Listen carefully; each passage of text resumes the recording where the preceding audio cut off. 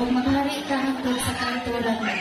Matuman kayo ng Diyos sa iyang nakasaan o makita ang kamayong niya diha sa tanan ngayong gibuhat. Dalayon ang pulong sa Diyos. Anasan ko'y testimony sa about sa kanang Bible study sa panagpan.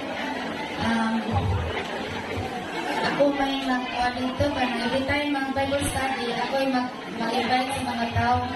Kanya, ang mga tao nung kanang dagan din silang malibad, kay mana sila nga kanang ay dagan lulabhanan niya ang uban kay kuwanta kanang dili na daw siya mo attend kay mubalik rin siya sa Katoliko di kanang siya namo ko'y kanang santos nga kung simbahon kanang muampok mo siya ganang siya magampo nga na santos siya nga tubangon o bati dili sa kong kapugos niyo yung mga sa akong inanana so sa part na ako nung ako ito kanang tigasin